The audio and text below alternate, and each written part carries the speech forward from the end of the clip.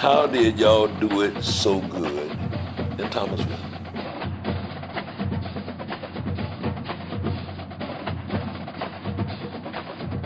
The schools were very interested in how everything was going to work out. And we got very good cooperation. I think Thomasville did a really good job. They didn't really want the marches and the demonstrations.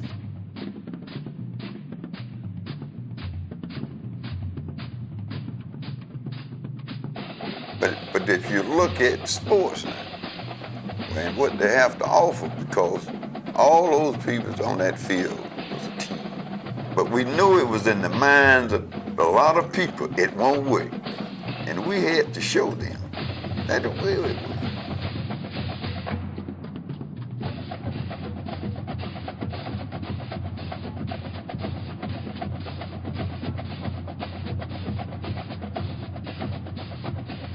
They were demonstrating to our adult community and to the teenage community every Friday night the way we were supposed to do business. And in our community, we're not without difficulties, we're not without problems, but we have to continue working on them every day, just like we did. That was our job.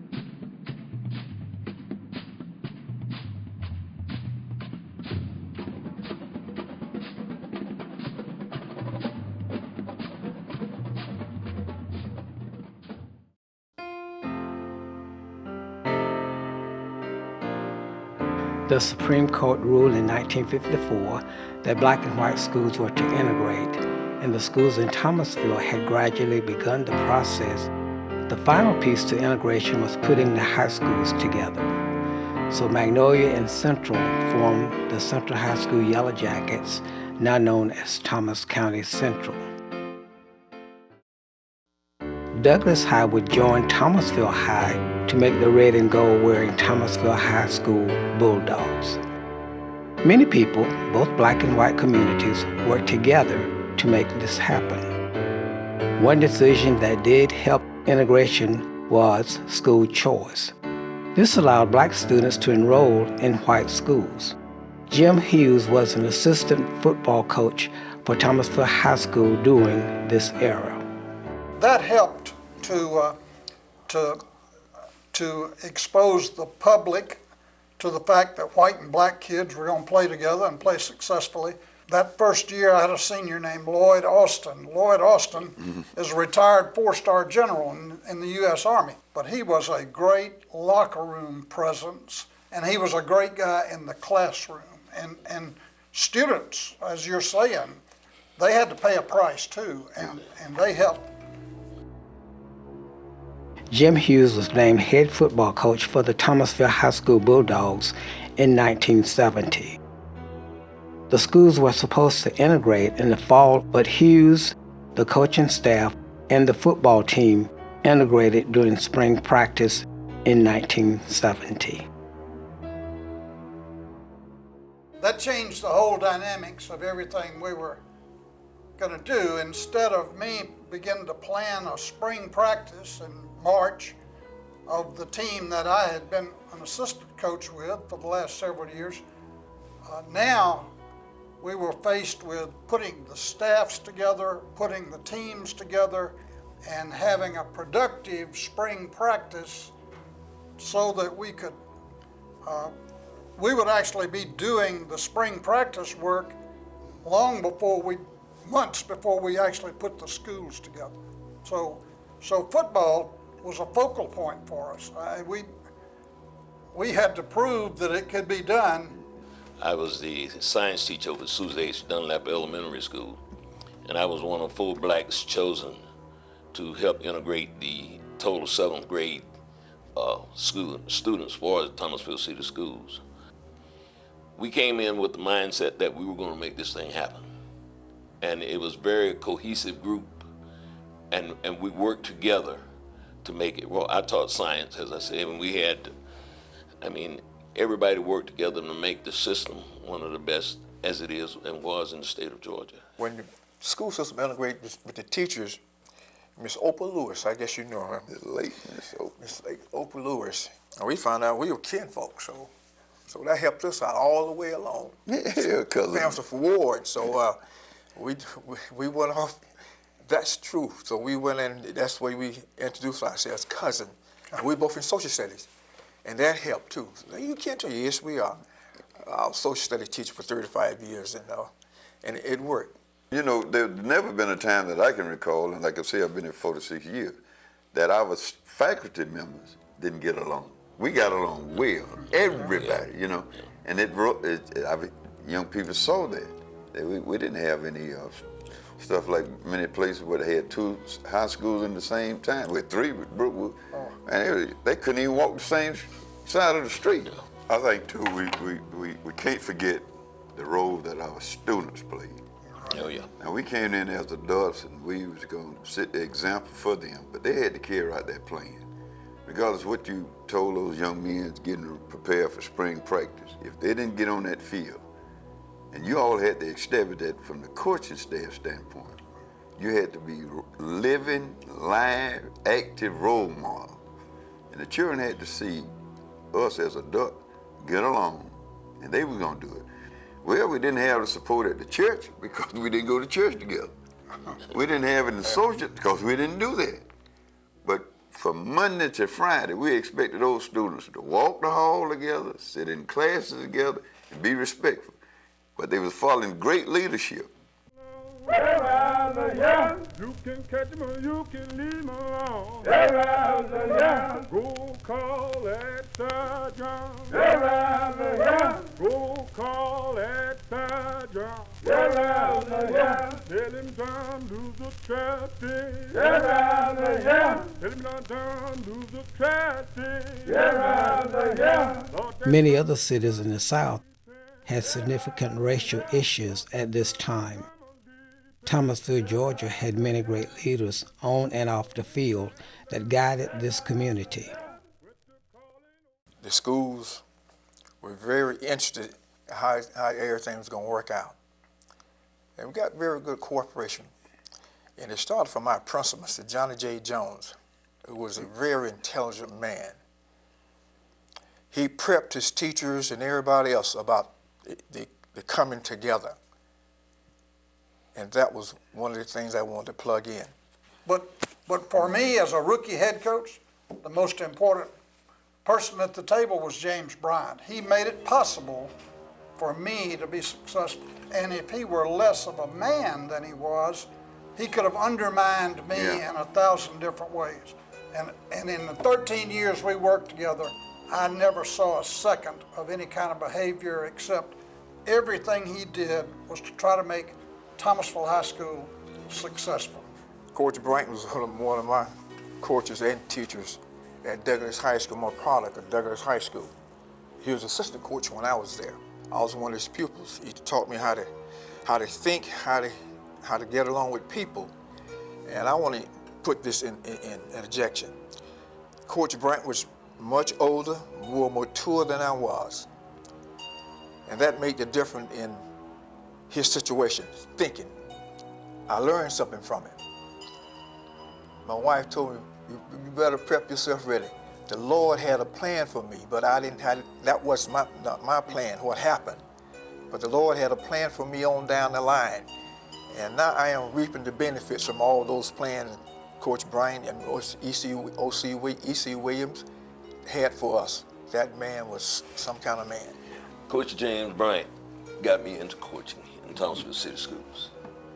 If it had not been for him and his foresightedness, I would not have been in the position. When the boys didn't understand or didn't really appreciate what was going on sometimes, then he would help them. He would tell them, you know, we'll get through this, we'll work through this. And he knew what he could do, and he knew that he had the knowledge, and he was a good listener. He had a lot of guys that came over from Douglas to Thomasville High who were good football players. And you can tell this because they integrated in 70. And by 1973, they had a championship football team.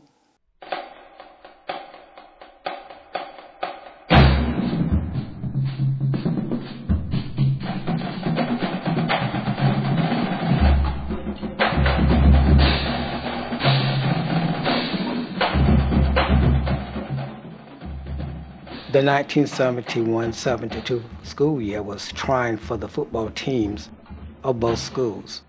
Central tied one game and lost the rest. Thomasville High won 8 games but had difficulties. The Bulldogs' spring practice in 1972 had only 29 players. It was not all a walk in the park. Our 71-72 year, we had a lot of kids who were dissatisfied with life at the high school, and we lost a lot of players. William Andrews walked off from the team, and my husband told him, "You have too much talent and too much ability. You're going to be great one day." So he came back, and he was great. From the coaching staff, it rubbed off on our department chairs. And our department chairs ran off on the people in their respective departments. But I still think, gentlemen, it came through our athletes. Because if there had been any breakdown that the community could have seen on Fridays or Tuesdays and Fridays, Saturday, we were playing basketball. Right. Hey, we got those guys sitting there. They came to the game religiously to see it not work. I don't mean that if you have a good football team, you have a great school. But they were demonstrating to our adult community and to the teenage community every Friday night the way we were supposed to do business. But I can tell you one thing from an administrative standpoint, Coach. You have a good football season. Yeah, you do have a good school. Yeah. Coach Hughes, he wanted to make sure that the wives and everybody would be involved. So many times we would get together. We would have after parties after the games. It was pretty cool if they won, but it wasn't so cool that they didn't. But we had it anyway. Let me fly to my Zion, Lord. Things got better in the 1972 football season. Thomas County Central's first black quarterback, Billy Joe Copeland, was slated to start the first game of the season. Papa D promised to shave his mustache if the Jackets won this game. The next pep rally, the mustache was gone, and something else suddenly vanished also. And we got word from some of the Booster Club members that you better start packing your box. You won't start them at Thomas County Central, at Central at the time. And we were kind of young, like Charlie said, you won't tell me this. Well, start Billy Joe. Introduce him. And man, you could hear Rat walking on cotton. I mean, no sound in the football stadium whatsoever, everybody. But by the third quarter, midway the third quarter, they had stopped trying to say Billy Joe Copeland. They was calling him BJ. Went on down to the field house to make sure nobody messed with this kid, blah, blah, blah. Because his mother had gotten word that it wasn't a good idea for him to start. And we went there, and one of the same fellows that say the coach better not start him, he was over there hugging him. Hugging him. And, so things like that. Because the performance of the kids, they didn't, when Billy Joe threw it to a wide receiver, he didn't know he wasn't supposed to catch it. He just caught the ball. And we just had a good time. And he was throwing to Joe Frank Burns Sr. I could make a living doing that. Central fielded one of their best football teams ever with an elite defense, paving their way to the state semifinal. Both football teams were getting better as fans flocked to the stands to see them play. William Andrews was running past or over everybody as Thomasville High School won the state title in 73 and 74. The 1974 team was picked by President Gerald Ford as national champions.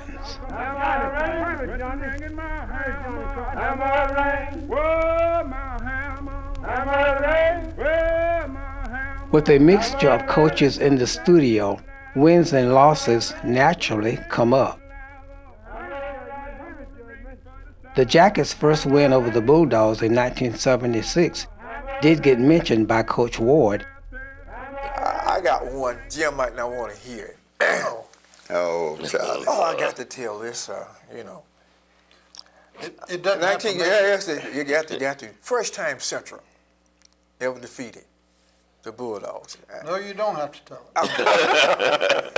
it. But you know, I had to go through that when I was the head coach at Magnolia. And Magnolia had never defeated Douglas.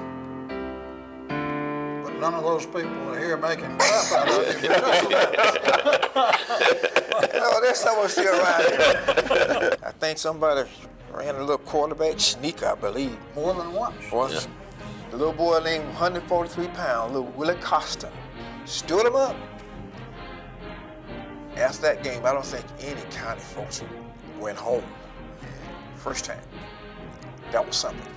Sorry about that, Jim. But no, really, truly, you all. It made us better. Made everybody better. Didn't do me any. Oh, there's it.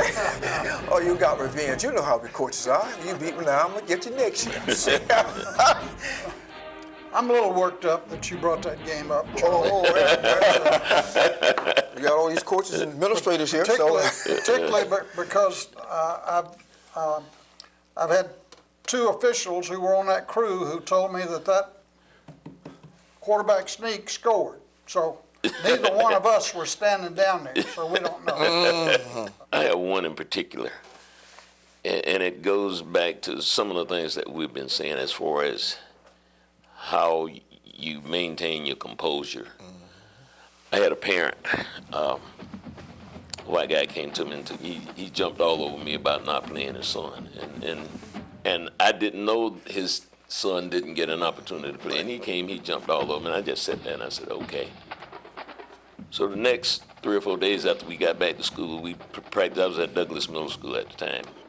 So I told his son, I said, okay, son, you're gonna start.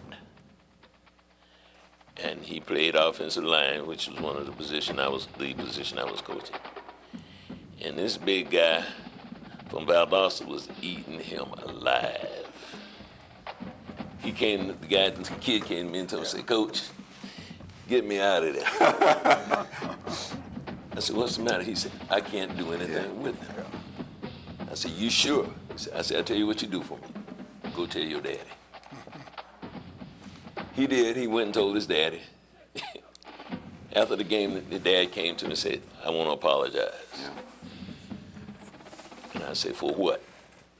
He said, I was wrong. And I looked at him, and these were the words I said to him. He who is without sin, let him cast the first stone. I turned around and walked away. It's good that all those students you and Andy whipped during the years, I think the statute of limitations has run out on all that. Two things. See, Charlie, the head of his house, so his wife, the boss. I have no Just let go all the rest of it. You can talk all that jab you want. He wear the pants, but she make the rules. I got a story I want to tell while Charlie's thinking about he's going to fight the War Department. We had a reunion of our 73 and 74 teams a few years ago, and I'm just leaning up against the wall, and one of those kids that played on those teams, he's had a military career. He's retired now from the military. He was a heck of a soldier. Coach, he said, all that time, he said, I really hated you. and that's not exactly what he said, but we'd have to bleep it out. I said, whoa. I said, I thought I was winning that popularity contest all that time. He just laughed. So, Coach, it took me till after basic training to get to where I didn't hate you anymore. And this was a little bit after things had rolled on. I had a guy named Guy McIntyre and Bubba Rumble. And I had given them this speech and said, all right, guys, let me tell you, we're a family and you got to roll together. And we went to play Bainbridge. Bainbridge had these big guys, boy, they chewed the back and spit and all this kind of stuff. And had a little quarterback named Jerry Murray. And Jerry ran the ball and, boy, the guys from Bainbridge just put him upside down, almost took his clothes off. And I saw everybody. I said, what in the devil is going on over there? And I went, Bubba Rumble and Guy McIntyre back to back, taking on the whole team.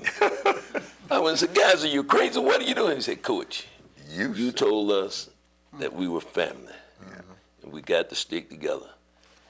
That's the thing that made the system work. You can catch me, you can leave me alone. Yeah. You can catch me, you can leave me alone. Yeah. Go call that sergeant. Yeah. Go call that sergeant. Yeah. Tell him time to A rich legacy comes from the men and women who went through integration. We cannot thank them enough. Today, we can honor them by learning about the good times and the tough times. There's an old African proverb that reads in part, if you want to go fast, go by yourself. If you want to go far, go with others. Go as a team. And so for those of us who really want to accomplish anything, we do it best that way, not as individuals, but as a team. And then there's another thing, all we're talking about, we need to go back and start reteaching the parents, the young parents, how to become parents, adults. You know, it's not going to ever happen, Holly. Everything's not going to be perfect. So we can't stop doing it. So that's one of the things I want to stay with the scriptures. Can't go wrong. I have friends in the Atlanta area, Florida. I'm from Florida originally. And the question that they were asking me was, how did y'all do it so good in Thomasville? How did it work? What magic did you guys have? Didn't have any magic. Exactly. But we had the challenge to make it work rather than make excuses for it not working. Exactly. So if we can teach them, say, okay, hey, I might not like the way Frank look. He's ugly. But I'm going to tell Frank, I'm just teasing Frank. I'm going to tell Frank, hey, I respect you for who you are. Right. And what you're doing for me. Because if I take into context what you're telling me, I can always learn something from you. The same thing we taught in early 70s. We have to teach it now. It's just different faces. And our worth really won't be until after we leave here. Because our worth will not be the life in which we live. It will be the lives we touch while we live. Football plays a large role in the way this community sees itself. Thomasville, Georgia has had many state titles, NFL football players, and a Heisman Trophy winner. History allows for what if. What if James Bryant did not talk William Andrews back to football? And my husband told him, you have too much talent and too much ability. You're going to be great one day. What if Bryant refused to work so well with Jim Hughes? How would integration have worked then? The most important person at the table was James Bryant. Everything he did was to try to make Thomasville High School successful. What if Coach Ward Sr. was head coach at Central their winless year? Would he have turned away from football? would his son Junior have turned away from football? My wife told me, you better prep yourself ready. The Lord had a plan for me, but I didn't have, that was not my plan, what happened. And now I am reaping the benefits from all those plans. We are built on the character of those who came before us. We thank them for their dignity and sacrifice, and we all, no matter our race or school, stand on their sturdy shoulders.